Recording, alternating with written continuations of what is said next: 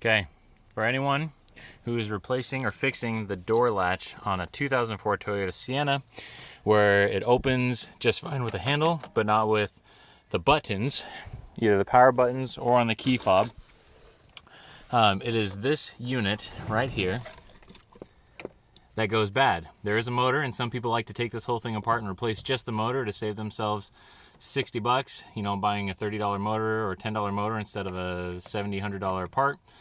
I don't know if that's worth it to some people, but here's the major trick. The hard part is not necessarily getting this. The hard part is not getting the door open. There's other videos that show you how to do that. The hard part is getting these screws. You have to unbolt this whole thing and reach in behind and get a screwdriver, some kind of flat something like this or something similar, to undo this screw and this screw right here. As you can see, mine have been a little mutilated because some idiot jerkwad at the factory decided to put Loctite on those things. And other people have complained about the same issue there. Some videos take the whole window off and then rest the little part. One guy doesn't show what his process was. My process was using a Dremel to just completely cut the screws off of the old one, and a screwdriver to bust it off carefully.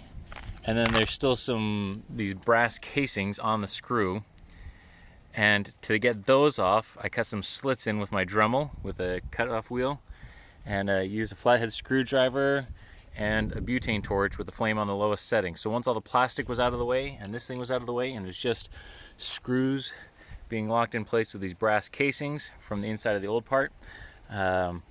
Once I got it flaming hot, you can see the Loctite smoking from inside there, and it was really good and toasty. Then I could unscrew it and get them off. And I do that twice. Once you get that done, the rest goes pretty easy. Just put that one back on. You get tired of trying to be gentle on this thing and not bend it too much. After a while, you realize, whatever, I got to get in there. And you just muscle through it. You get a screwdriver on there and a screwdriver on there. You crank it tight as you can. Latch these things back together, right? This is the part that comes on and off. Right, like that. All right, goes in there. You flip that around. That's how it comes off, and those two screws and that plug. Other than that, it's easy, right? So now I'm just gonna put these bolts back in all the way around. Pop the door panel back in place. There's a little corner piece sitting on my thing that goes in the corner of the window right there. There's just a little snap that holds it in place from the outside once the window's down. And then there's I set it down somewhere, just the window button that goes around right here. Yeah, snapped. So just that goes in, and that just gets held onto the outer edge of the door frame with two Phillips head screws. All pretty easy. Honestly, the hardest part is just getting that mofo off there. And like I said, it was already broken. I didn't care about destroying it, so I did it very ungraciously and ceremoniously, after trying and wrestling with it for a while, just to bust it off, okay? And then melt the other junk out of there and hack it up. And once it's off, the rest is easy cheesy.